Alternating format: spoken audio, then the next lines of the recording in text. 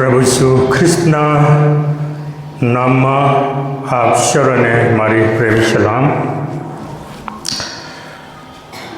સૌથી પ્રથમ ઈશ્વર પિતાનો આભાર માનીએ છીએ કે આ દિવસ આપણા જીવનમાં તેમણે આપણને આપ્યો કે આપણે તેમનું ભજન કરીએ અને સ્વર્ગીય વાણી આપણે સાંભળી શકીએ. CNI Christ Dahod senior citizen Sunday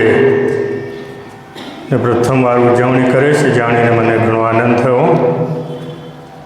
અને જે અહેવાલો રજૂ કર્યા, જે ઈશ્વર સ્તુતિના ગીતો રજૂ કર્યા અને આખી ભક્તિ સભાનું સંચાલન મેં કરી રહ્યા છો, એ બધાની હું કદર કરું છું. ખરેખર ઈશ્વર પિતાનો આભાર માનું છું. આ મંડળી ખરેખર તાલંતસભર મંડળી છે. દાહોદ મહીસાર ગર વિભાગની સૌથી મોટી અને બહુ જ મહત્ત્વની પ્રેરણા આપનારી આ મંડળીને પ્રભુએ સ્થાપી છે.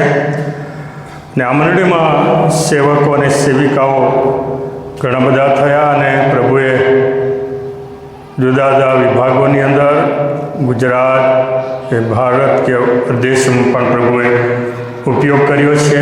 પ્રભુનો આભાર માનીએ છીએ. આજે સિનિયર સિટીઝન સન્ડેની ઉજવણીમાં વચનની સેવાને માટે મને કહેવામાં આવ્યું અને મને આનંદ થયો. અને મેં કહ્યું, સાહેબ સમય કેટલો લઈશ, કારણ કે હું તો ગોસ્પલ મેસેજનો વક્તા છું, એટલે મારે તો ટાઈમ તો બહુ જોઈએ.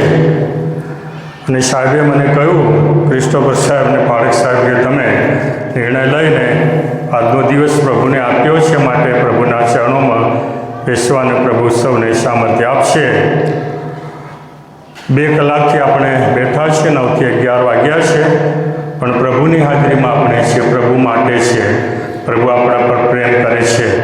કાલ કોઈને નથી, જ્યાં હોય કે ના હોય, ક્યાંય હોય, પણ પ્રભુના ઘરમાં ને પ્રભુના ચરણોમાં આ દિવસની અંદર જેટલું સાંભળીશું, ગ્રહણ કરીશું અને અપનાવીશું અને વપરાઈશું, એ આ છેલ્લા અને દિવસની અંદર બહુ મહત્ત્વની બાબત છે.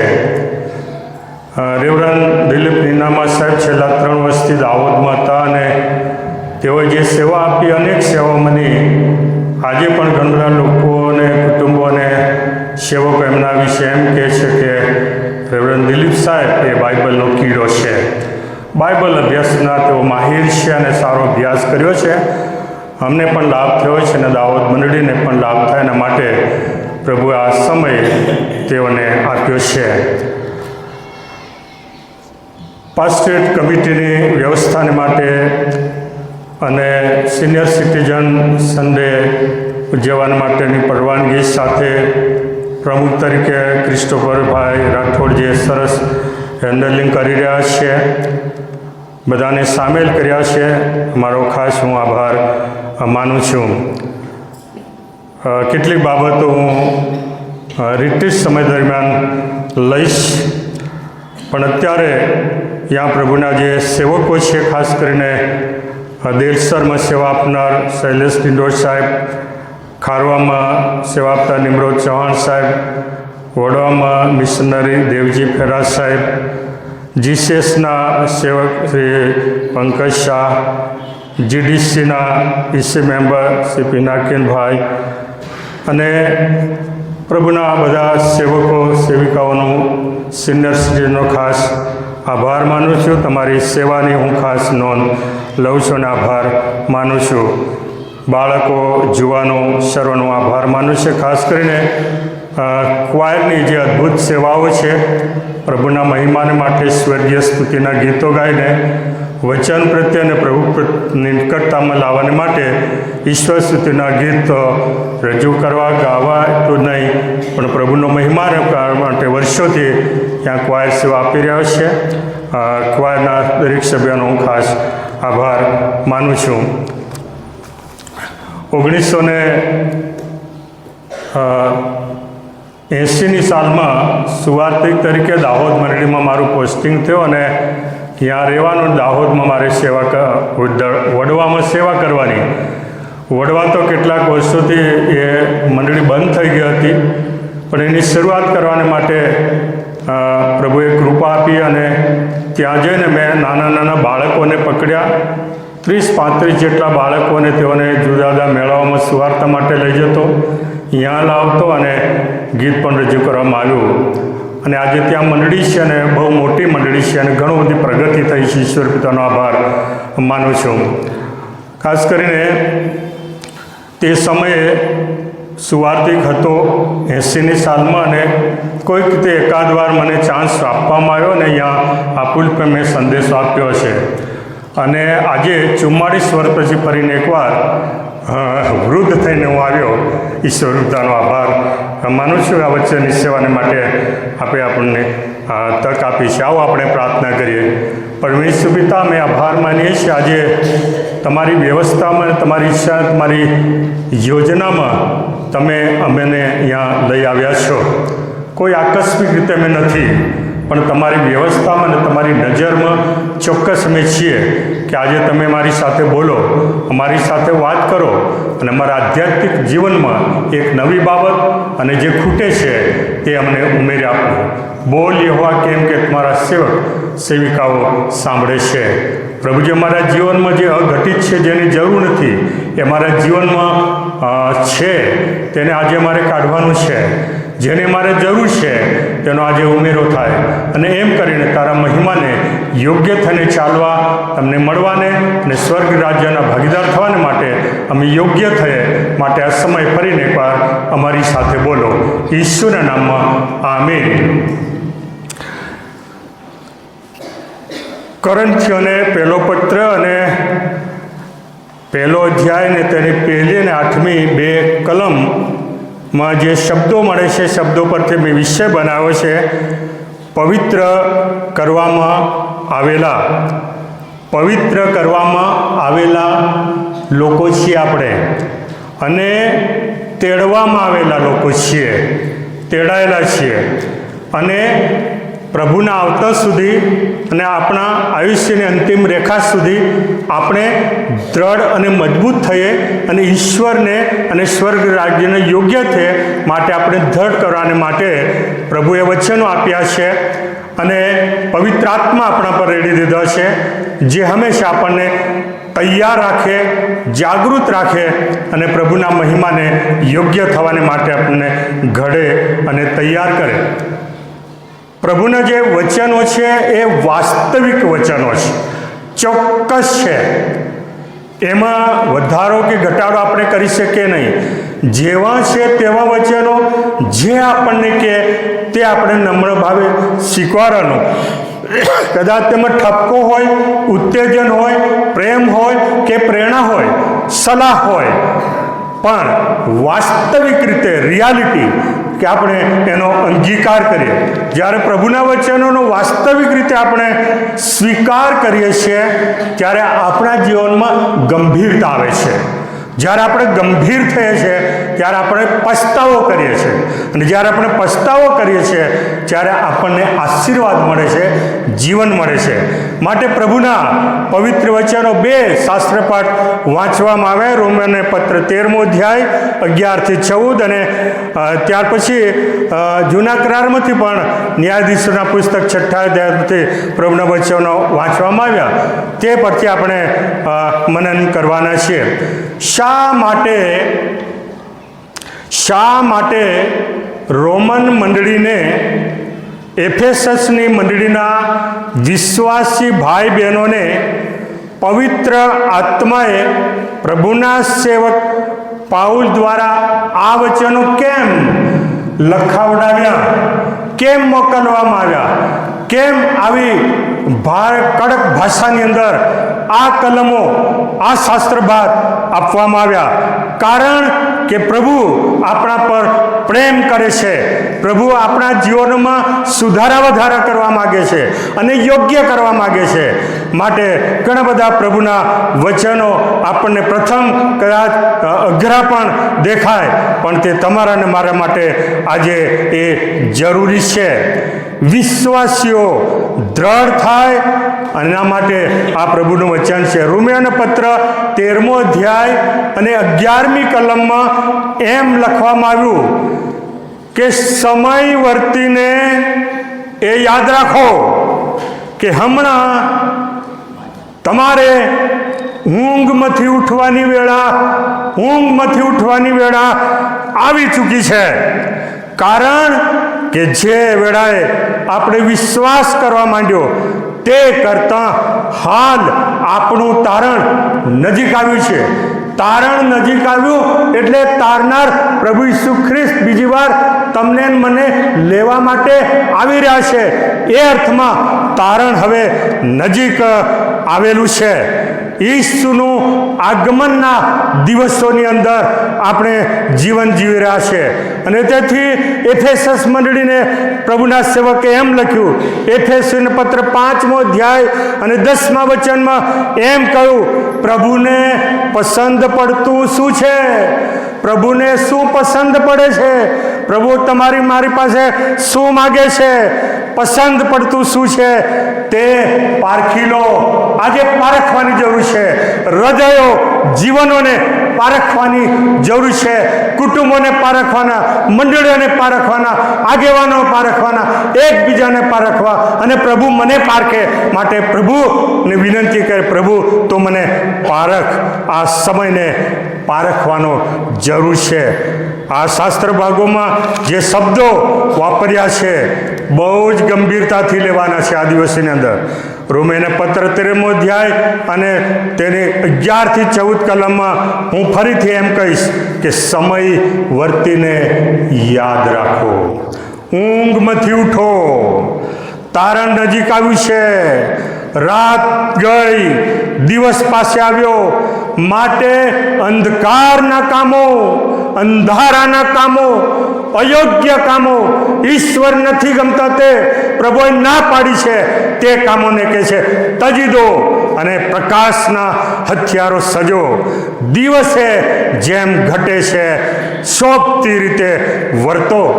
પછી કહે છે કે મોજ શોખમાં નહીં, નશામાં નહીં, વ્યસનોમાં નહીં, વિષય ભોગમાં નહીં, લંપટપણામાં નહીં, ઝઘડા કજિયા કંકાસમાં નહીં, અદેખાય નહીં, ઈર્ષામાં નહીં, પણ ખ્રિસ્તને પહેરી લો. ઈસુ ખ્રિસ્તના તારણના વસ્ત્રો પરિધાન કરો, પહેરી લો. તારણનું વસ્તુ પહેરાય, તારણના વસ્ત્રો પહેરી લો. અને તે એફેસીઓને પત્ર 5મો અધ્યાય અને 10 થી 18 કલમમાં આપણને એમ કહેવામાં આવ્યું, મંડળીને એમ કહેવામાં આવ્યું, વ્યક્તિઓને એમ કહેવામાં આવ્યું, સૌને કહેવામાં આવ્યું, સમયને પારખો. આ સમય કેવો છે? વિશ્વનો સમય, ભારતનો સમય, ગુજરાતનો સમય, આપનો સમય, ઘરનો સમય, આ વાતાવરણ, આ સમયને તમે પારખો. ક્યાં જઈ રહ્યા છે? શું થઈ રહ્યું છે? શું થવાનું છે? કેમ બની રહ્યું છે? તેમાં તમારો મારો ફાળો શું છે? મંડળીનો ફાળો શું છે? મારે શું કરવાનું છે? મને શું કહેવામાં આવ્યું? હું કેમ છું? સમયને પારખો. નિષ્ફળ કામોના શોભથી ના થાવ. મોટે ભાગે નિષ્ફળ અને નકામા કામોના શોભતીઓ થવાને માટે તમારા અને મારા ઘરમાં, ખિસ્સામાં ને હાથમાં 24 કલાક એક નાનું સાધન રહેશે જે આપણને નિષ્ફળ કામોના શોભથી બનાવે છે. એની અંદર શોભતા કામો થાય એ પણ જરૂર છે અને એનો સદુપયોગ પણ કરવાનો છે. અને નિષ્ફળ કામોને વખોડો. ઘણી વખત આપણે ચેતવણી આપીએ, કોઈને કહીએ, વખોડીએ તો એ નથી ગમતું, પણ નિષ્ફળ નકામા જગતના અવિરત કામો, વ્યર્થ કામોને વખોડી કાઢવાના છે. કોઈમાં જોવાય એના કામોને એને પણ વખોડવાના છે. ગુપ્ત કામો ઘણી વખત શરમાવે છે. 14મી કલમ તેથી જ એમ કહ્યું કે ઊંઘનાર જાગ. હે મંડળીઓ, હે લોકો, હે સેવકો, તમે જાગો. જાગીને શું કરવાનું છે? પ્રભુ આવી રહ્યો છે એને જોવાનું છે. 10 કુમારીઓ 10 ઊંઘતી હતી, જાગી તૈયાર હતી, તે પ્રવેશ પામી.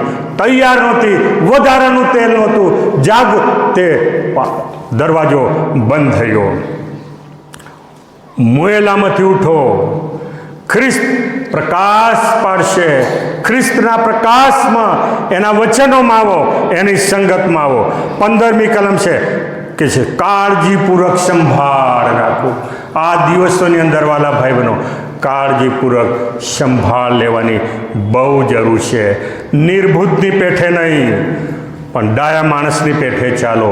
નિર્બુદ્ધ માણસે જલ્દી ઘર બનાવ્યું, પણ સંજોગ અને પરિસ્થિતિઓમાં એ નિષ્ફળ ગયો.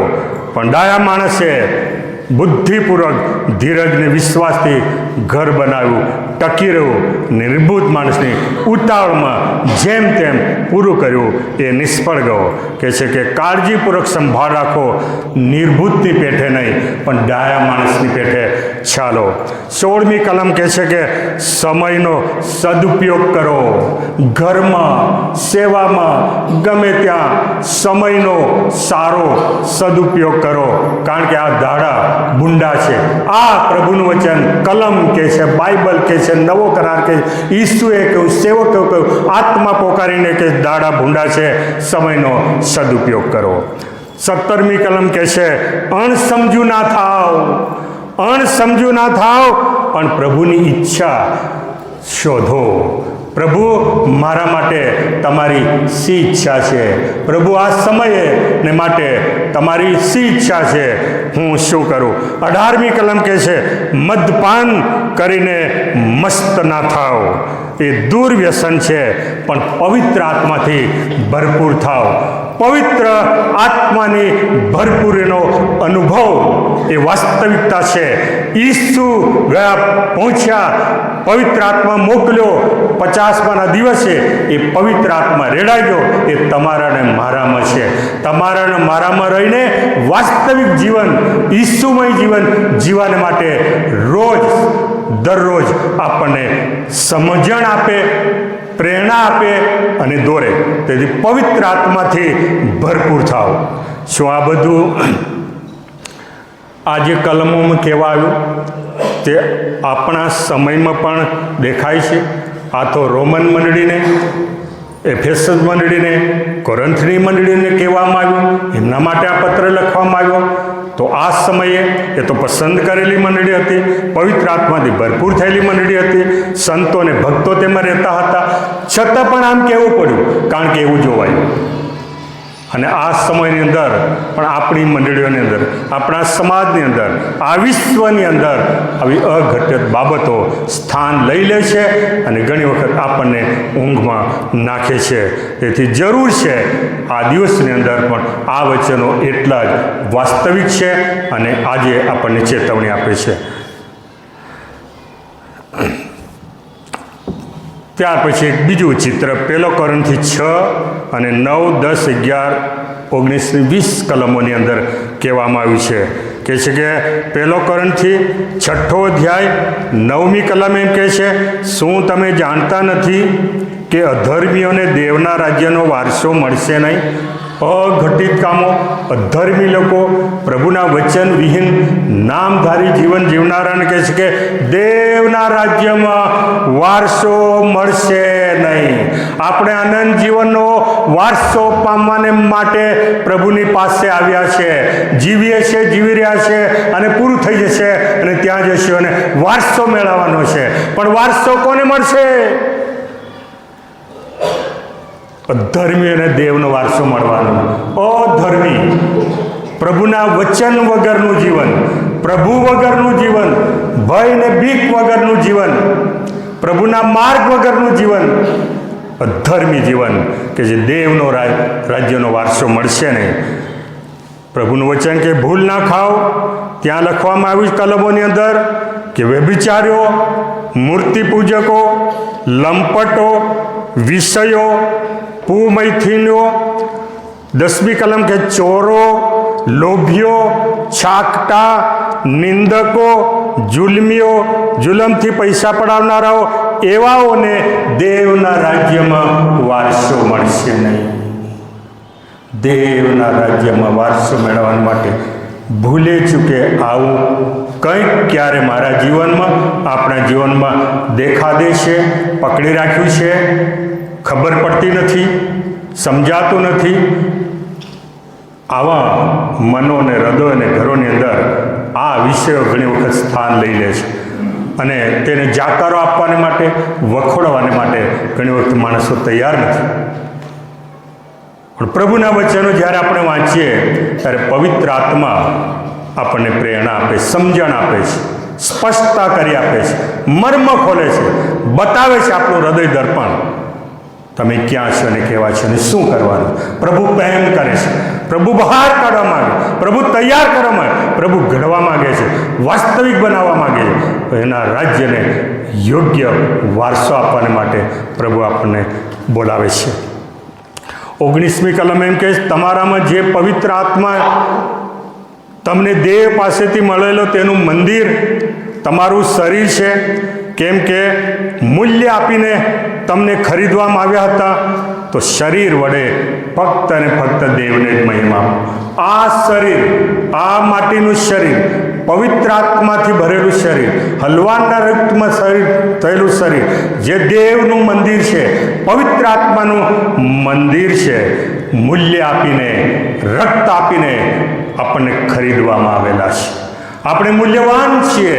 હલવાના રક્તના મૂલ્યમાં આપણું મૂલ્ય છે, બહુ કિંમતી છે. અને તેથી પ્રભુ કહે તમે મૂલ્યવાન છો. ઘણી ચકલીઓ કરતાં તમે મૂલ્યવાન છો.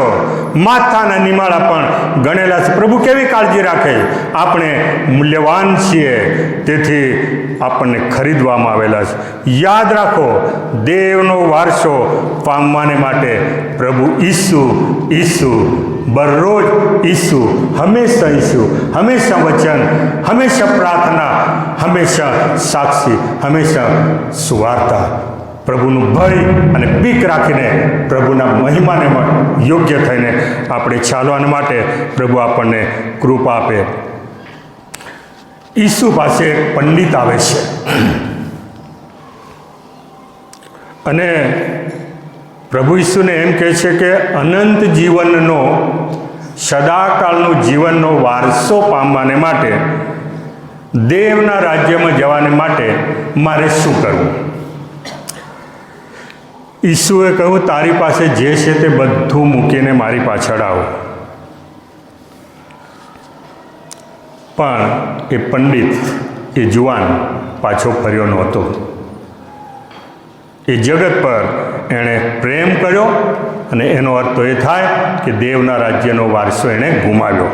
ચાલા જાય, ના ગમે, ના સ્વીકારે, અઘરું લાગે, ના છોડાય તો વારસો નહીં મળે. આજે ઘણી બધી વ્યક્તિઓનું વલણ આવું જોવા મળે છે. એનું કારણ એ મૂળભૂત પ્રથમ આદમ હવાના અનઆજ્ઞાકૃતપણાના પાપનું એ પરિણામ છે અને ઘણા બધા હૃદયોમાં આજે પણ એમ થઈ રહ્યું છે. અને તેથી જૂના કરારમાં યશાયા પ્રબોધક દ્વારા પ્રભુની વાણી આ જગતને માટે, સૌને માટે, ઇઝરાયલ પ્રજાને માટે આવી. બહુ જ ગંભીરતાપૂર્વક કડવા વચનો આવ્યા. એ કડવા એટલા માટે કે એ જેવા હતા તેવા પ્રભુએ જોયા અને પ્રભુના સેવક દ્વારે ઓપન કર્યું, ખુલ્લું કર્યું કે આ તમારા આજના જીવનો આ છે. હું તમને આ રીતે જોઈ રહ્યો છું, મને તે આમ જોવાય છે. આ જીવનોની અંદર શું જોયું?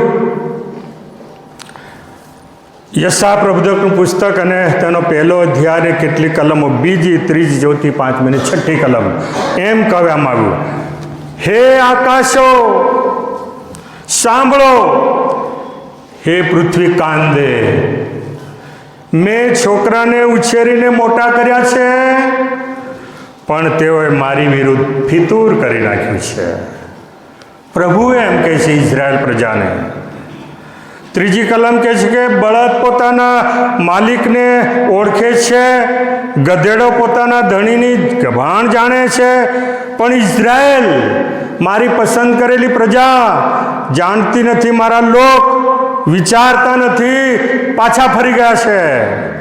ચોથી કલમમાં એમ કહે છે કે અરે પાપ કરનારા સંતાનો, વંઠી ગયેલા છોકરા, તેઓ યહોવાનો ત્યાગ કર્યો છે. તેઓ ઇઝરાયલના પવિત્ર દેવને ધિક્કાર્યો છે. તેઓ વિમુખ થઈને પાછા ફરી ગયા છે.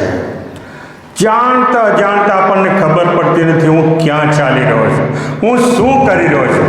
પ્રભુ મને જુએ છે, પ્રભુ મને તપાસે, પ્રભુની નજર, પ્રભુની આંખો આ પૃથ્વી પર આમ તેમ ફરે છે અને નિહાળે છે. ત્યારે ઘણા બધા હૃદયો આવા જોવા મળે. એક આખી પ્રજા, ઇઝરાયલ પ્રજા એક સમયે આવી જોવા મળી. તેઓ પસ્તાવો નહીં કર્યો, નહીં પાછા મળ્યા. પ્રભુના સેવકોને પ્રબોધન માર્યા, કૂવામાં નાખ્યા, અપમાનો કર્યા, ઘાયલ કર્યા, ચેતવણી નહીં માની. આપણે જાણીએ છીએ કે 70 વર્ષ સુધી બાબેલના બંદીવાસમાં ગયા. આસુરના તેઓ ગુલામ તરીકે વેચાઈ ગયા. ચેતવણી માની નહીં, પાછા ના ફર્યા, પોતાના ઘડનારને, પોતાના માલિકને ન ઓળખો, ફિતૂર કર્યું, પાછા ફરી ગયા, ભૂલી ગયા, મૂર્તિ પૂજક થઈ ગયા, જગત પર પ્રેમ કર્યો. પણ પ્રેમ કરનાર પ્રભુ, પ્રેમી પ્રભુ, જેની પ્રીતિ કદી ખૂટી નથી. બધું દુનિયામાં થોડું થોડું ખૂટતું રહે, પણ પ્રીતિ કદી ખૂટતી નથી. દેવ પ્રેમ છે અને દેવનો પ્રેમ કદી ખૂટ્યો નથી. એના બાળકોને, એના લોકો ગમે તેવા પાપ અંધકારમાં ખોવાઈ ગયો ત્યાંથી બોલાવે, શોધી કાઢે છે અને એને બચાવે છે અને છોડાવે છે. આવો આપણો પ્રેમાળ પ્રભુ છે. અને તેથી 5મી કલમે એમ કહ્યું કે હજુ તમારે વધારે માર ખાવો છે, તમે દ્રોહ કર્યા કરો છો. આખું માથું રોગિષ્ટ અને આખું હૃદય નિર્ગત થઈ ગયું છે. અને 6ઠી કલમમાં કહે છે પગના તળિયાથી માથા સુધીનો કોઈ પણ ભાગ સાજો નથી, કેવળ ઘા. 16 પાકેલા જખમ. દાબીને તેમાંથી કોઈ પરવું કાઢ્યું નથી. બચાવને માટે કોઈ પાછળ પડ્યું નથી, ચેતવણી આપી નથી, બુંડાઈ લીધી નથી, કહ્યું નથી, શરમ રાખી છે. પાકેલા ઘા, જખમમાંથી પરવું કાઢ્યું, દબાવવાની જરૂર છે. તમને ખબર છે ઘણા બધા મેડિકલ સેવામાં સંકળાયેલા ને કોઈને ઘા પડ્યો હોય, વાગ્યું હોય, ટ્યુમર થયું હોય, એમાંથી પરવું કાઢવું હોય ને તો નર્સ બહેનો તો કોઈ એ શરમ ના ભરે, બરાબર દબાવીને ભલે ચીસો પાડે પણ પરવું કાઢી નાખે સારું થવાને માટે. પણ પરવું ના કાઢે અને પાટો બાંધી દે તો વધારે આગળ વધે. પ્રભુ એ અર્થમાં એમ કહે છે કે તમારો મારો દીકરો કે તમારી મારી દીકરી કે તમારો મારો પાડોશ કે તમારો મારો યુવાધન કે તમારા મારા લોક કે સગા આસપાસ જ્યાં નિહાળો ત્યાં તમારી નજરમાં ખ્રિસ્તને યોગ્ય થઈને નથી ચાલતા અને પ્રભુનો માર્ગ તજી દીધો અને જગતનું જીવન જીવે છે, એ નાશ પામે એ પહેલાં એમને દબાવીને એના પરવું કાઢો. મીન્સ કે તમે કહો આપણને સારા કે ના કે, મળે કે ના મળે, પણ ગામથી એ પરવું કાઢો ત્યાં સુધી એમને કહો, પણ બચી જાય, એ ઘારું જાય. અને આ દિવસની અંદર એ ઘા નરમ કરવામાં આવે, નમ્ર કરવામાં આવે, સ્વીકાર કરતા હૃદય થાય, નમી જાય, પાછા ફરે, પ્રભુનો સ્વીકાર કરે, પ્રભુમાં પવિત્ર જીવન જીવે માટે તમને નરમ કરવામાં આવે. નરમ ક્યારે થાય વ્યક્તિ? લોખંડ ક્યારે નરમ? લોખંડમાં ક્યારે ધાર નીકળે? એને ગરમ કરવામાં આવે અને ટીપવામાં આવે તો ધાર નીકળે, તો યોગ્ય થાય. અને તમારા મારા હાથોના ઈશ્વરના વચનરૂપી હથોડો, અગ્નિરૂપી વચન, પવિત્ર આત્મા એ નરમ કરે લોકોને. આ દિવસે પસ્તાવો કરે, વાસ્તવિકનો સ્વીકાર કરે, ગંભીરતા આવે, સ્વીકાર કરે અને પ્રભુનું બાળક બની જાય. કહે છે કે તેલથી નરમ કરવામાં આવે. તેલ તો પવિત્ર આત્માનું અભિષેકનું તેલ છે, પવિત્ર આત્માનું પ્રતીક છે. પવિત્ર આત્માથી ભરપૂર થવાને માટે આપણને પ્રભુ આજે બોલાવી રહ્યો છે. પાપના પરિણામો ગંભીર છે અને એવા સમયને માટે આજે પસ્તાવાની જરૂર છે. પસ્તાવો નહીં કર્યો અને ઇઝરાયલ પ્રજા ભારે નુકસાન ભોગવતી થઈ. અને એમના પાપ પ્રભુની નજરમાં ભારે થયા. અને ઘણી વખત પવિત્ર બાઇબલની અંદર ઇઝરાયલ પ્રશાંત માટે પસંદ કરેલા લોકોને માટે એમ કહ્યું કે તેમનો બુમાટો મારે ઉપર સુધી આવી ગયો છે.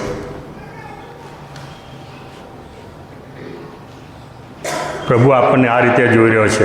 તેથી હજકેલ પ્રબોધક દ્વારા પ્રભુના આત્માએ એમ કહ્યું.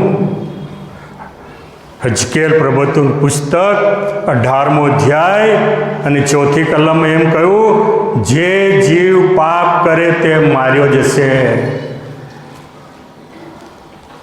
અને આગળની કલમો એમ લખવામાં આવ્યું છે કે જૂની કહેવત હતી કે મા બાપે દ્રાક્ષા ખાધી, કેરી ખાધી અને બાળકોના છોકરાના દાંત ખટાઈ ગયા, એટલે બાપોનું પરિણામ છોકરામાં ભોગવવું પડે એવું નથી. હજકેલ પ્રભુ દ્વારા તેમ કહ્યું, જે જીવ પાપ કરે, પુત્ર પાપ કરે, પુત્રી પાપ કરે, મા બાપ પાપ, જે જીવ પાપ કરે તે માર્યો જશે, માર્યો જાય. ગણનાનું પુસ્તક 32મો અધ્યાય ને 23મી કલમમાં એમ કહેવામાં આવ્યું, નિશ્ચય જાણજો કે તમારું પાપ તમને પકડી પાડશે. મારું પાપ મને પકડી પાડશે, આપણા પાપ આપણને પકડી પાડશે. જે કોઈ આત્મા પ્રભુની નજરમાં અયોગ્ય ઠરશે ને અયોગ્ય રસ્તે જશે, પાપ કરશે, પાપ પકડી પાડશે. બીજું કોઈને પકડે, પાપ પકડી પાડશે. અને છેલ્લે એક ગંભીર ચિત્ર રોમનોને લખવામાં આવ્યું. રોમેના પત્રને 3જા અધ્યાયની કેટલીક કલમોમાં એક મનુષ્ય હૃદયનું ચિત્ર દોરવામાં આવ્યું. પવિત્ર આત્માએ કહ્યું અને પ્રભુના સેવકે લખ્યું, અને તે આજે તમારા મારા હાથમાં છે, આગળ છે, દુનિયાના હાથમાં છે. મનુષ્ય હૃદય આજે આવું પણ છે, ત્યારે હતું ને આજે છે. અને પ્રભુ એમાંથી બહાર કાઢવા માગે છે. એના વાલા બાળકો બનાવવા માગે છે, એના વાલા દીકરા દીકરીઓ બનાવવા માગે છે. પણ સાંભળીને પાછા ફરીએ ત્યારે કે છે રોમિયોનો પત્ર 3જો અધ્યાય અને 10મી કલમ એમ કહે છે, કોઈ ન્યાયી નથી, એક પણ ન્યાય નહીં. 11મી કલમ કે સમજનાર કોઈ નથી, દેવને શોધનાર કોઈ નથી. 12મી કલમ કે તેઓ સગળા ભટકી ગયા, તેઓ સર્વ નકામા થયા, સત્કર્મ કરનાર કોઈ નથી, એક પણ નહીં. 13મી કલમ કહે છે કે તેઓનું ગળું ઉઘાડી કબર જેવું છે, પોતાની જીભથી તેઓએ કપટ કર્યું છે, તેઓના હોઠોમાં સર્પનું ઝેર છે. 14મી કલમ કે તેઓનું મોં શાપથી તથા કડવાશથી, શ્રાપથી અને કડવાશથી ભરેલું છે. 15મી કલમ કહે છે તેઓના પગ રક્ત વહેવડાવવામાં ઉતાવળા છે. 16મી કલમ કહે છે તેઓના માર્ગોમાં નાશ તથા સંતાપ છે. 17મી કલમ કે તેઓએ શાંતિનો માર્ગ જાણ્યો નહીં. 18મી કલમ કે તેઓની આંખ આગળ દેવનું ભય નથી. 23મી કલમ કહે છે કારણ કે સગળાએ પાપ કર્યું છે અને દેવના મહિમા વિશે સગળા અધૂરા રહે છે.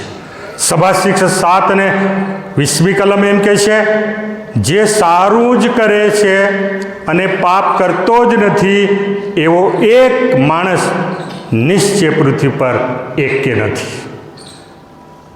પહેલો રાજા 8મો અધ્યાય 46મી કલમ પણ એમ કહે છે કે જો તેઓ તારી વિરુદ્ધ પાપ કરે, કેમ કે પાપ ના કરે એવું કોઈ માણસ નથી.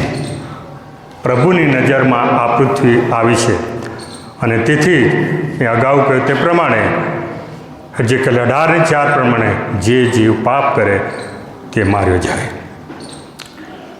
માટે દેવે બચાવ કરવાને માટે પોતાના વાલા પુત્રને મોકલ્યો. જે પાપનો આરંભ એદન બાગમાં થયો, ઉત્પત્તિ 3:15 કહેવામાં આવ્યું તે પ્રમાણે સ્ત્રીથી જન્મેલો, પુરુષ દ્વારા નહીં, ફક્ત સ્ત્રીથી જન્મેલો. તમે હું તમારા મા બાપના પરિણામે છીએ, પણ ઈસુ ફક્ત સ્ત્રીથી જન્મ્યો છે, પુરુષ વગર સ્ત્રીથી જન્મેલો. પવિત્ર આત્માના પ્રતાપે જન્મેલો, તે જગતના પાપનું હરણ કરશે. તે તારું માથું છૂંછે ને તું તેની એડી છૂંછશે. અને તેથી ગલાતીઓને પત્રની અંદર બહુ સ્પષ્ટ કહેવામાં આવ્યું, સમય ગલાતી 4:4 કહ્યું કે સમય પૂરો થયો ત્યારે દેવે સ્ત્રીથી જન્મેલો અને નિયમને આધીન જન્મેલો તેઓ પોતાનો પુત્ર આપ્યો. સ્ત્રીથી જન્મેલો. જગત પરનો પ્રભુનો આ પ્રેમ, એક બાજુ જગત વિમુખ થઈ ગયું અને બીજી બાજુ દેવે જગત પર પ્રેમ કર્યો. તેથી યોહાન 3:16 આપણને બોલતા વાર નથી લાગતી. દેવે જગત પર પ્રેમ કર્યો, દેવે મારા પર પ્રેમ કર્યો, આપણા પર પ્રેમ કર્યો. એ સારું કે એના પર વિશ્વાસ કરું તો મારો નાશ ના થાય, મારું તારણ થાય, હું બચી જાઉં. અને તેથી આ દિવસની અંદર ખ્રિસ્ત જયંતિ નાતાલ પર્વ એ શાંતિ, એકતા અને પ્રેમ અને બચાવનું પર્વ છે, તારણનું પર્વ છે, ઉદ્ધારનું પર્વ છે. બહાર નીકળવાનું, જગતની બહાર નીકળવાનું પર્વ છે. અને તેથી માથી 1:21 કહે છે કે તેને દીકરો થશે તો તેનું નામ ઈસુ પાડશે, કેમ કે જે પોતાના લોકોને તેઓના પાપથી તારશે તે એ જ છે. આ છે 25 ડિસેમ્બર, પાપોમાંથી છુટકારાને માટે પ્રભુ ઈસુ દેવપુત્ર આ દુનિયામાં આવ્યા. અને તેથી 1 તિમોથી 2:4 એમ કહે છે કે સઘળા માણસો તારણ પામે, સઘળા તારણ પામે ને તેમને સત્યનું સંપૂર્ણ જ્ઞાન પ્રાપ્ત થાય એવી પ્રભુની ઈચ્છા છે. મારા પ્રભુની ઈચ્છા મારા માટે, આપણા માટે, સૌને માટે પ્રભુની ઈચ્છા. ઘણી વખત આપણે કે પ્રભુ મારી ઈચ્છા ને પણ તારી ઈચ્છા પ્રમાણે થાય. પ્રભુની ઈચ્છા છે કે આપણે તારણ પામીએ, પછી બીજું બધું આવશે. પ્રથમ તેના રાજ્યને ને ન્યાયપણાને શોધો એટલે બધાને ઉતરી આવશે માગ્યા વગર. પ્રભુનું વચન કહે તો પોતાના વાલા ઊંઘતા હોય તો પણ તેમને સારા વાના આપે છે. પ્રભુના બની જાઓ, તેનું મુખ નિહાળો. આપણી ઉંમર ગમે તે હોય, પણ હું તારણ પામેલો છું, હું તારણ પામેલી છું. હું પ્રભુ ઈસુને ઓળખું છું, મારું જીવન પ્રભુ ઈસુને મેં સોંપી દીધું છે. મારો ઉદ્ધાર તો મારા પાપોની માફી મને મળી છે, તારણની ખાતરી મળી છે. એ સાથે હું જીવન જીવું છું, કારણ કાલ કોઈને નથી. હાલ જ માન્ય કર. તારણ પામેલા લોકોને પ્રભુ ઈસુ લેવા માટે આવશે. ઘણી વખત આપણે કહીએ પ્રભુ ચોરની માફક આવશે. ઘણી વખત આ શબ્દ નથી ગમતો, હું વિચાર કરતા પ્રભુ ચોરની બનીને કેમ આવે, ચોરની માફક? પણ એનું મર્મ અંદર એ છે, ગમે ત્યારે આવે, ગમે ત્યારે આવે, માટે આપણે તૈયાર રહેવાનું. બીજું માફક, ચોર એ કીડી મકોડી રખ્યા લેવા નથી આવતો ને, કોને લેવા આવે?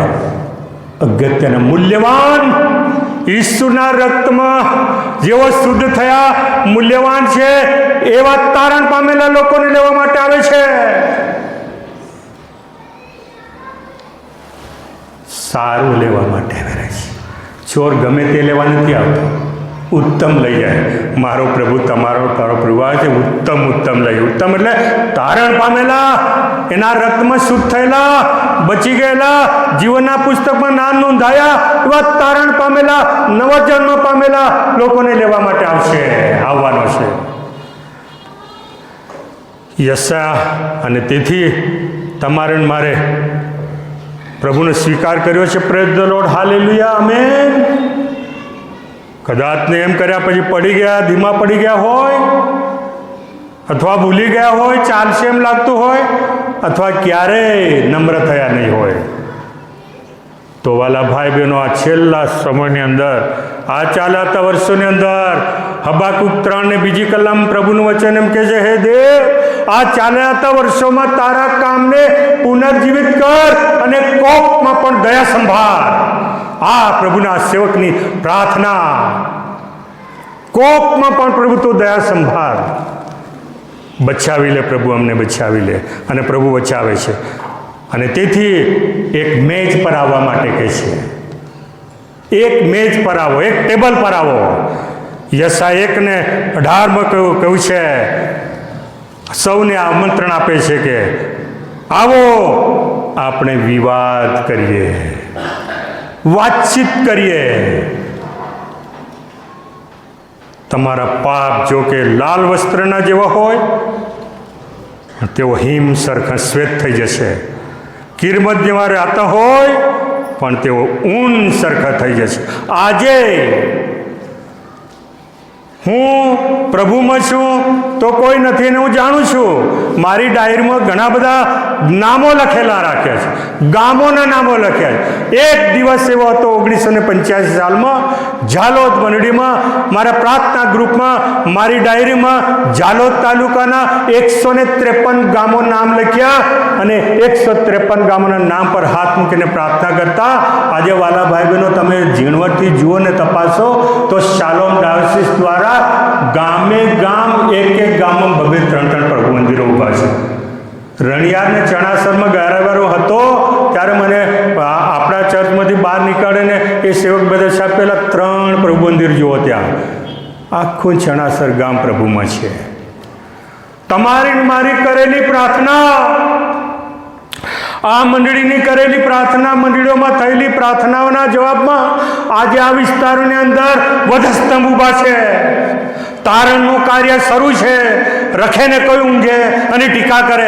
પ્રભુનો આત્મા પ્રબળપણે આ ભૂમિનો કબજો લઈ રહ્યો છે. પ્રભુનું કામ પણ થઈ રહ્યું છે અને તેથી વાલા ભાઈ બહેનો પ્રભુ ઉદ્ધારનું કાર્ય કરી રહ્યો છે, ખબર લઈ રહ્યો છે.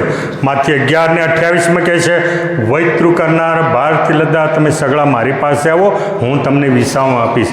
આ અન્ય ધર્મીઓને માટે આપણે બોર્ડ લગાવીએ છીએ, એ આપણને પણ સ્પર્શ કરે છે. નીતિવચન 28:13 એમ કહે છે કે જે માણસ પોતાના ઉલ્લંઘન છુપાવે એની ક્યારેય આબાદી થતી નથી. ઉલ્લંઘન પાપ છુપાવી શકાય, અંધારાના કામો છુપાવાય પણ આબાદી નહીં થાય, આશીર્વાદ નહીં મળે. ઠેર ને ઠેર ત્યાંના ત્યારે આબાદી તરફ આપણે જવાનું. જો આપણે આપણા પાપ કબૂલ કરીએ તો ઉલ્લંઘનો છુપાવે છે, આબાદી અટકી જાય છે, આશીર્વાદો બંધ થઈ જાય છે. કબૂલ કરીને ત્યાગ કરીએ, છોડી દઈએ તો દયા કરવામાં આવશે. બાળકો સન્ડે સ્કૂલમાં હું તો ત્યારે આજે પણ કેટલીક મહત્ત્વની કલમ મોઢેકાર મુખપાઠ કરવામાં બોલી જાય અને આવી કલમ આપણે કહીએ ને ત્યારે તો મને આવડે. એક યાં શેતાન ફાવી જાય, સિફતપૂર્વક આપણને બેસાડી રાતો તો ના આવડે, અંદર ના જતો, અંદર ના જતી. ખ્રિસ્તી છે તો અંદર જઈને જુઓ ને શું નીકળે, શું કરવાનું કહ્યું છે.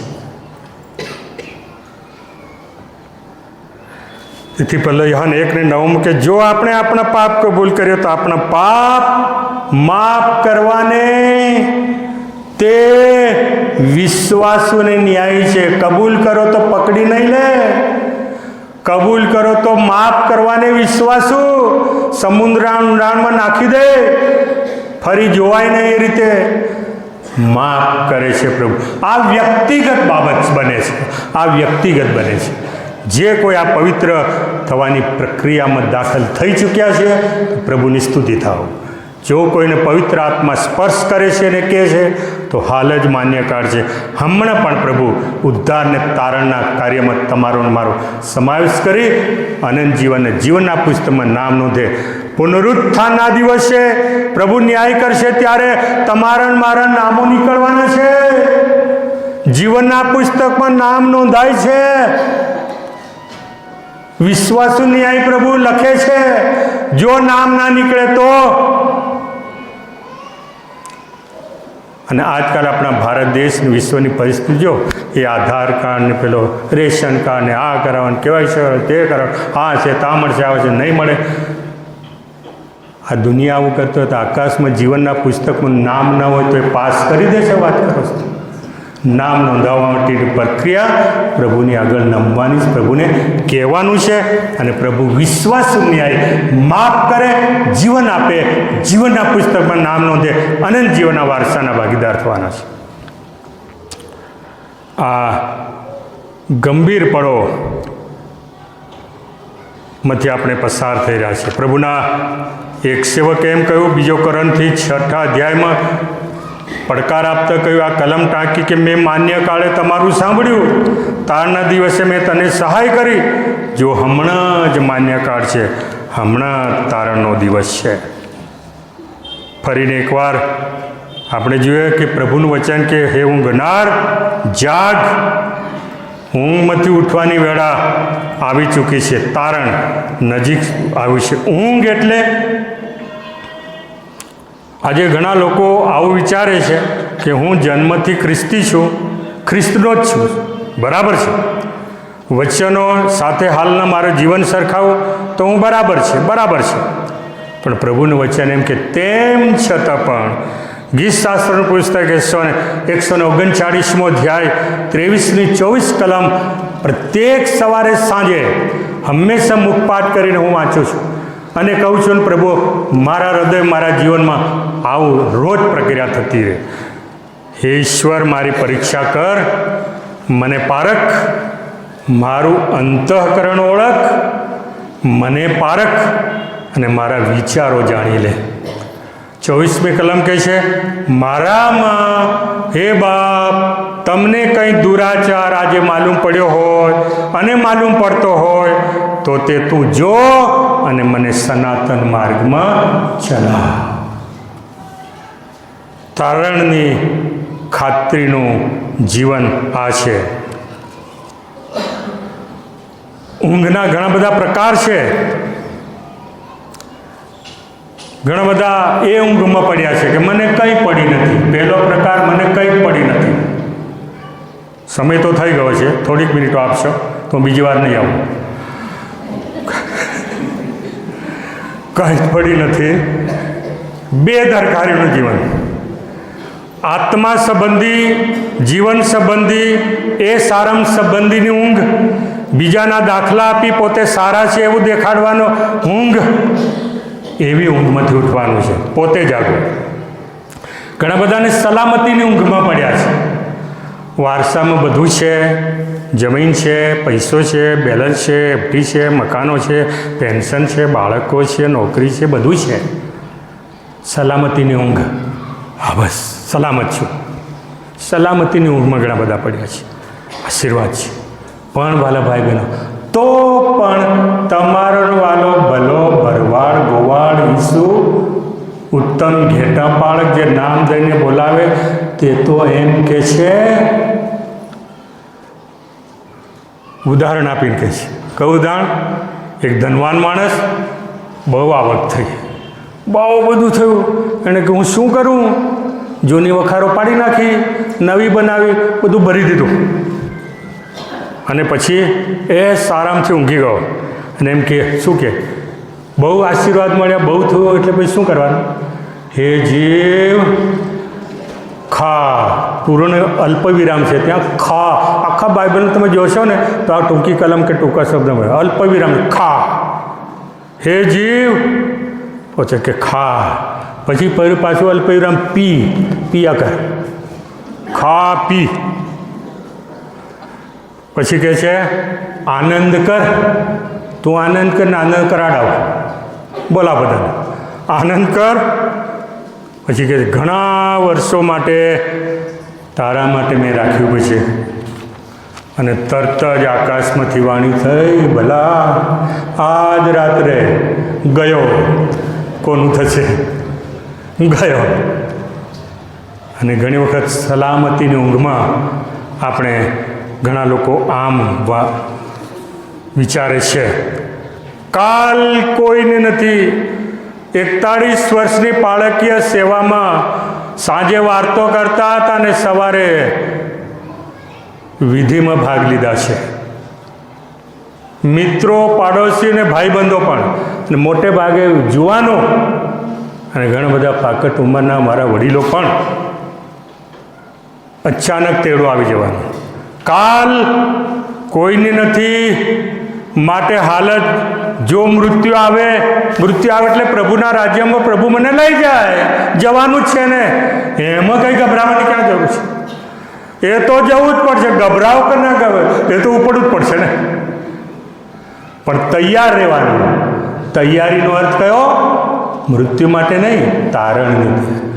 જો આ પડે પ્રભુ મારું મરણ થાય તો આ પડે હું તારણ પામેલો, ને તારણ પામેલો મૃત્યુ પામે પ્રભુમાં ઊંઘી જાય તો સ્વર્ગમાં જઈશ.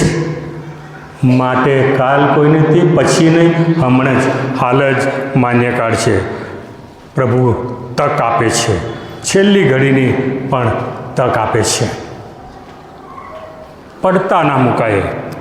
ગેત્સેમાની વાડીમાં શિષ્યો પ્રભુ ઈસુ પ્રાર્થના કરે, 3 વાર પાસે આવીને બોલા, ભાઈ જાગો, થોડી વાર સુધી નથી જાગતા, જાગો હમણાં, કપરો સમય, પરીક્ષણમાં તમે પડો એવો સમય આવી રહ્યો છે, પકડનાર આવી જવાના છે. આવી ગયા, પ્રભુ ઈસુની ધરપકડ થઈ. શિષ્યો ઊંઘતા હતા, જાગ્યા, દોડ્યા અને જે ના કહ્યું તે કરી નાખ્યું. શું કર્યું ખબર? પિત્તરે શું કરી નાખ્યું? તરવારનો ઉપયોગ, કાન કાપી નાખ્યો. સારું થયું, પ્રભુ ઈસુએ સાંધી દીધો. અને ઘણી વખત ઊંઘતા માણસો પ્રભુમાં ના હોય ને, પ્રભુના વચનમાં ના હોય ને, તો અયોગ્ય નિર્ણયો લઈ લે છે. સલામતીની ઊંઘ. ત્રીજી, સંતોષની ઊંઘ. સંતોષની ઊંઘમાં એમ કહેવાય છે કે હું વાંચું છું ને, હું વાંચું છું બાઇબલ. પછી તરત પ્રભુના આત્મા કે બાઇબલ તને વાંચે છે, હું તને રોજ વાંચું છું. સરસ, મારો પ્રભુ મને વાંચે અને મને જીવન આપે, કેટલું સરસ. ઘણા લોકોને માટે મારે કહેવું પડ્યું, હું મૂંડો પણ દેખાયો, તમે આટલી વખત બાઇબલ વાંચ્યું પણ તમે આ બોલો છો ને ઉઠો ને બેસો છે તો એ યોગ્ય નથી લાગતું. તમે યોગ્ય રીતે વર્તન કરો તો સારું. બાઇબલ એમ કહેતું છે તમને કે મને તે વાંચ્યું. હા, બાઇબલ શા માટે વાંચે? બાઇબલ એમ કહેતું તો મને વાંચે છે, મને વાંચ્યું, સરસ વાંચ્યું. એવું થોડું કે આપણે જીવન માટે વાંચવાનું છે. અને વાલા ભાઈ બહેનો, પ્રભુનું વચન આત્માની બેધારી તરવાર એ તમારા મારા મન હૃદય રીતે પવિત્ર આત્માથી ભરપૂર થઈને પિત્તરે જ્યારે વચન આપ્યું ત્યારે લોકોને, પબ્લિકના ટોળાના મન વિંધાઈ ગયા, ભાંગી પડ્યા અને કહ્યું કે ભાઈઓ અમે શું કરીએ? અને રસ્તો બતાવ્યો, પસ્તાવો કર્યો, બાપ્તિસ્મા પામ્યો. પ્રથમ મંડળીની શરૂઆત થઈ. સ્વ સંતોષની ઊંઘમાં કદી રહેવું ના જોઈએ. બેદરકારવાળું જીવન ના જીવાય. અને આજે ખાસ કરીને સિનિયર સિટીઝન સન્ડે ઉજવાઈ રહ્યો છે અને ઉજવ્યો છે.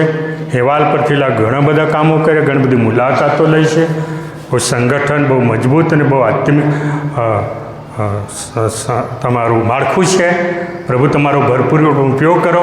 આસપાસ આપણને જ્યાં જે કંઈ યોગ્ય દેખાય તેને પડકાર આપો, રણશીંગડું બનીએ, ચેતવણી આપીએ અને પ્રભુના લોકોને પ્રભુની પાસે પુનઃસ્થાપિત કરીએ. એ છેલ્લા સમયની તમારી મારી સુવાર્તાના પડકારનો એક કામ છે અને આજે આપને હું એ અભિનંદન પાઠવું છું.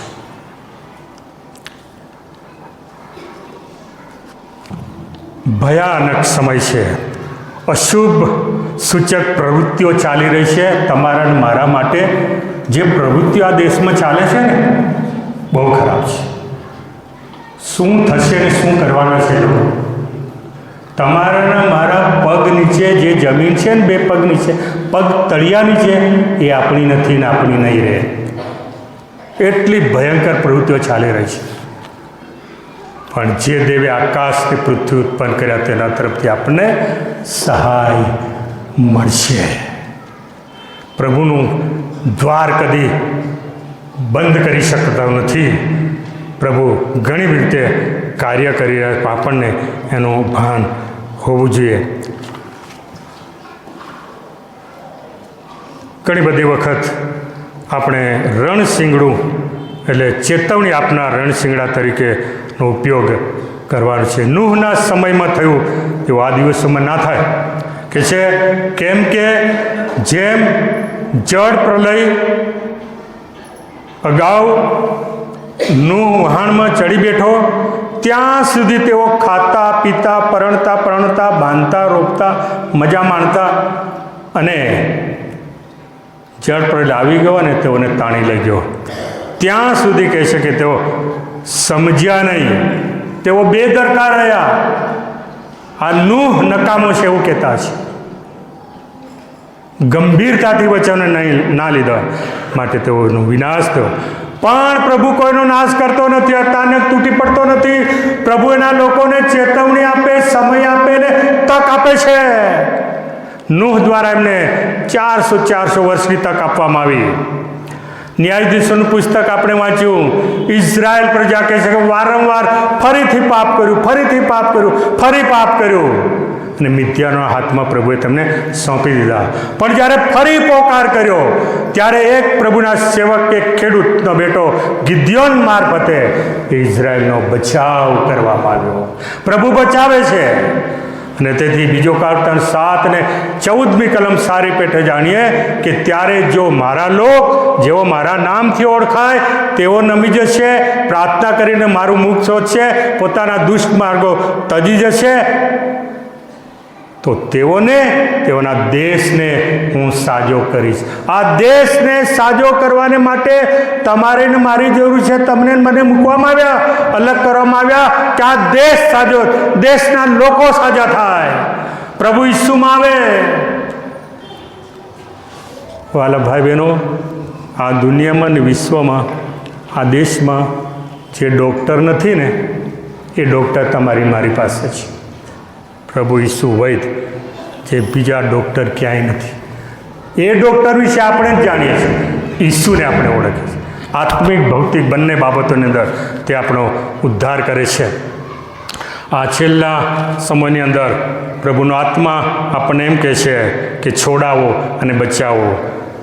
વિલિયમ કેરીનો દીકરો જામ્બેશ 2000 સિનિયર સિટીઝને પ્રાર્થના કરવાની ચાલુ કર્યું. એક મહાન મિસ્ત્રીનો દીકરો ગુંડો, વ્યસની, ખરાબ બુંડાઈ કરતો હતો. પ્રભુના સેવકે મંડળીને કહ્યું, સિનિયર સિટીઝન્સ કહ્યું, 2000 પ્રાર્થના કરવા લાગ્યા. અને થોડા દિવસની અંદર એ દીકરો બદલાયો અને બાપની જગ્યાએ ફરી સેવા કરવા લાગ્યો. પુનઃસ્થાપિત થાય. તમારા મારા દીકરા દીકરો, તમારા મારા લોક એ દિશામાં રાહ જુએ છે કે તેઓના બચાવ માટે તમારી મારી પાસે રણશિંગડા રૂપી વચન હોય, ચેતવણી બ્યુગલ ફૂંકીએ, બચાવો, બચી જાય. અને પ્રથમ તેમનું નામ દઈને તેમના માટે પ્રાર્થના કરીએ. આજે જે વ્યક્તિ ખરાબ દેખાય એના માટે હું પ્રાર્થના કરું, આવતીકાલે હવે પછીના દિવસે એ જ વ્યક્તિ તમારું મારું સ્થાન લે છે. આપણે નિરાશ હતાશ થવા નથી, ભૂંડું જોઈને શાંત થવાની જરૂર નથી. પરિવર્તન પ્રભુ લાવે છે, આત્માઓ પ્રભુ લાવે છે. તેથી ડૉક્ટર સ્વર્ગમાં જવા માટે તૈયાર થઈ ગયા. બધું છોડીને મૂકીને એક ડૉક્ટર સ્વર્ગમાં જવાને માટે પોતાનું જીવન પ્રભુને આપી દીધું અને ભૌતિક વાના છોડ્યા અને પોતાના નોકર જોનને એમ કહ્યું, જોન, હું સ્વર્ગમાં જવાનો લાયક થઈ ગયો, હું સ્વર્ગમાં જાઉં છું. આ મારો બંગલો, આ મારી હોસ્પિટલ, આ મારું માલ, આ બધું તને આપીને જાઉં છું. એટલે ચાકર જોનને એમ થયું કે આ ડૉક્ટર સાહેબ આટલું બધું મને આપી દે અને ક્યાં જાય? એણે પૂછ્યું, સાહેબ તમે ક્યાં જવાના? તો હું સ્વર્ગમાં જવાનો. તો આ બધું તો તને આપું, તો મને કેમ આપો? તું ભોગવ. ત્યારે નોકરે જોવાને એમ કહે છે કે એવું તો શું છે કે તમે સ્વર્ગમાં જવાના, આવું બધું મૂકી દો છો? હું પણ તમારી સાથે આવું. મારે આ તમારું નથી જોતું. તમે જ્યાં જાઓ છો ત્યાં મારે આવવું છે. ડૉક્ટરે કહ્યું, દીકરા, મારી સાથે તારે આવવું ન હોય, ઈસુને તારો હૃદયમાં અંગતનાર તે સ્વીકાર, તારણની ખાતરી લે, નવો જન્મ પાપ, પ્રભુને સોંપી દે. પ્રભુને સોંપાઈ જાય તો તું મારી સાથે સ્વર્ગમાં હોઈશ. અને તરત એ જોને પણ પ્રભુ ઈસુનો સ્વીકાર કર્યો. સ્વર્ગમાં જવાને માટે ડૉક્ટરની સાથે તે પણ તૈયાર થયો.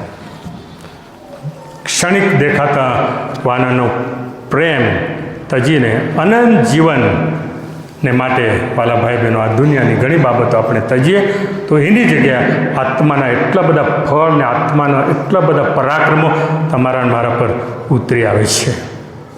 અને તેથી પ્રભુ રાહ જોઈ રહ્યો છે, પ્રભુ સાંભળે છે, પ્રભુ જુએ છે.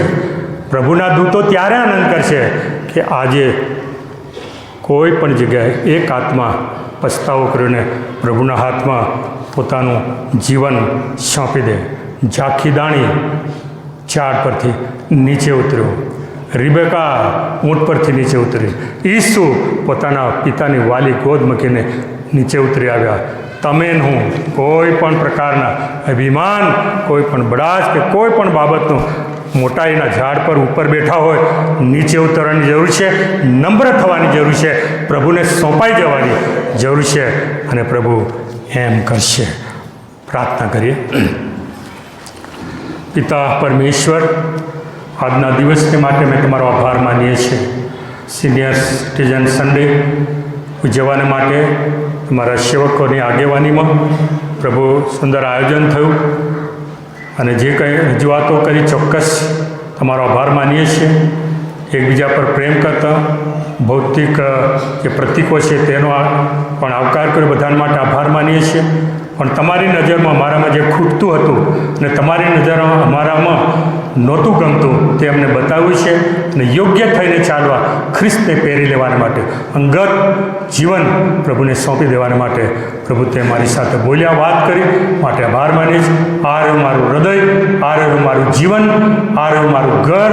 ઓ પ્રભુ, જેવો છું તેવી તારા હાથમાં, પવિત્ર હાથમાં, કૃપાના હાથમાં, વિશ્વાસુ હાથોમાં હું મારું જીવન સોંપી દઉં છું. જ્યારે તું અમને લેવા માટે આવે ત્યારે જીવનનો વારસો પામવાને માટે પ્રભુ તમે એમ કહેશો કે આવ મારા બાપના આશીર્વાદે તો આવો. હાલેલુયા. ધન્યવાદ પ્રભુ. તે મારું સાંભળ્યું, તે મારો અંગીકાર કર્યો, તે મારો સ્વીકાર કર્યો અને જીવનના પુસ્તક મારું નામ નોંધ્યું. અને જ્યારે તમે લેવા માટે આવો ત્યારે તમારી સાથે તમે કહ્યું છે કે હું જ્યાં છું ત્યાં તમે પણ રહેશો. માટે હું જેવો પવિત્ર છું તેવા તમે પવિત્ર થાઓ. વચનનો આશીર્વાદ આપ્યો, તમે અમારો સ્વીકાર કર્યો, અમારું સાંભળ્યું, માટે આભાર માનીએ છીએ. ઈશ્વરના નામમાં આમીન.